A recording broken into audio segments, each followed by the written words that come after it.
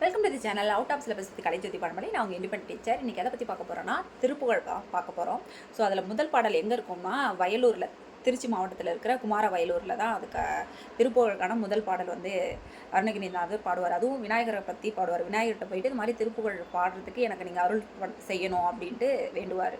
அதில் ஃபஸ்ட்டு பாடம் எப்படி ஆரம்பிக்குன்னா, கைத்தல நிறைகனி அப்பமோடு அவள் பொறி கப்பிய கரிமுகன் அடிமேனி கற்றிடும் அடியவர் புத்தியில் உரைபவ கற்பகமென வினைக்கடி தேகும் மத்தமும் மதியமும் வைத்திடும் மருமகன் மற்பொருள் திறப்புய மதையானை மத்தள வயிறினை உத்தமி புதல்வனை மட்டு அவிழ் மலர் கொண்டு பணிவேனே முத்தமிழ் அடைவினை முற்படுகிரிதனில் முப்பட எழுதிய முதல்வோனே முப்புறம் எரி செய்த அச்சுவம் உரை ரதம் அச்சு அது பொடி செய்த அதிதீரா அத்துயர் அது கொண்டு சுப்பிரமணிபடும் அப்புணம் அதனிட இமமாகி அக்குற மகளுடன் அச்சிறு முருகனை அக்கண மணமரு பெருமாளே அப்படின்ட்டு.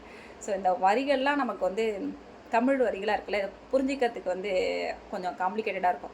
ஆனால் இதில் ஒவ்வொரு லைனுமே ஒவ்வொரு விஷயங்களை சொல்லுது.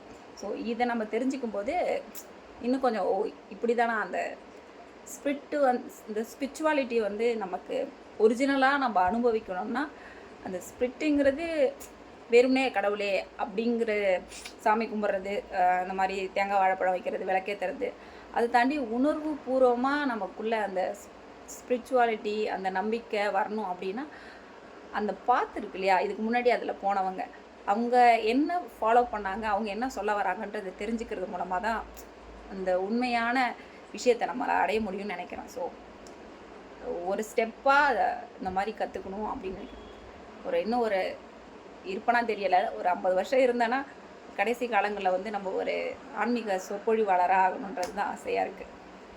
இந்த ஃபஸ்ட்டு லைனுக்கான அர்த்தம் என்னென்னா, கைத்தலை நிறைகனி அப்பமோடு அவள் பொறி கப்பிய கரிமுகன் அடிப்பேனே அப்படின்னா, கையில் நிறைய பழங்களை வச்சுருக்கிறவர், அவள் பொரியெல்லாம் அப்பி அதாவது நல்லா விருப்பப்பட்டு சாப்பிட்றவர் அப்படின்ட்டு இந்த ஃபஸ்ட் லைனில் சொல்கிறாங்க. கரிமுகன் அப்படின்னா யானை முகம், கரினா யானைன்னு தமிழ் அர்த்தம்.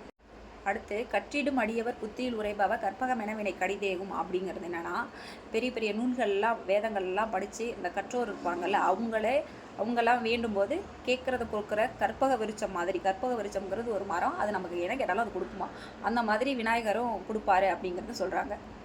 அடுத்து என்னன்னா, மத்தமும் மதியமும் வைத்திடும் அரண்மகன் மற்பொருள் திறப்புய மதையானை அப்படின்னா, மத்தம்னா ஊமத்தம், மதினா நிலா. ஊமத்தம் பூவு சிவபெருமானுக்கு தான் வைப்பாங்க, அவர் தான் தலையில் நிலா வச்சுருக்காங்களே, அவங்களோட மகனேன்ட்டு விநாயகரை சொல்கிறாங்க. அடுத்து மத்தள வயிறினை உத்தமி புதல்வனை மட்டு அவிழ் மலர் கொண்டு பணிவேனே அப்படின்ட்டு. மத்தள வயிறினை விநாயகர் தொப்பை வச்சுருப்பார்ல, அதனால் மத்தள வயிறினை உத்தமி புதல்வனேனா பார்வதி தேவியோட புதல்வனே அப்படி சொல்கிறாங்க.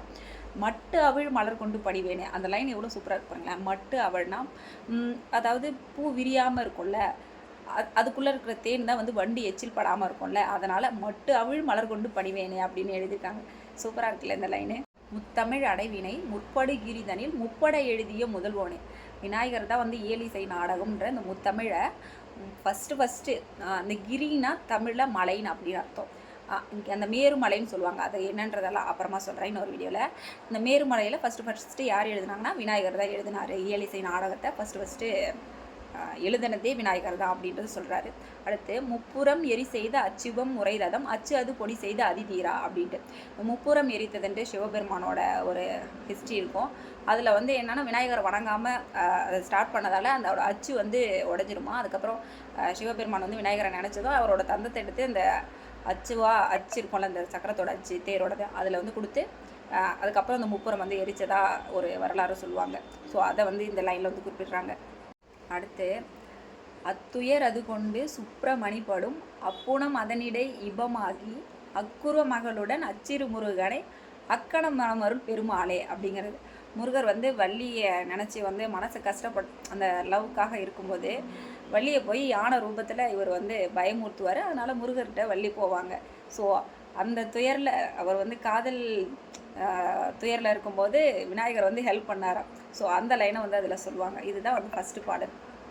இந்த பாடல் ஒன்றுலேயே நம்ம வந்து நிறைய விஷயங்கள் தெரிஞ்சுக்கலாம். இதில் நான் தெரிஞ்சுக்கிட்டது வந்து மேருமலைனா என்னன்ட்டு அப்படின்னு நான் தெரிஞ்சுக்கிட்டேன். அப்புறம் இதில் இன்னொரு ஸ்டோரி இருக்குது, முப்புறம் எரித்த செயல்ன்ட்டு.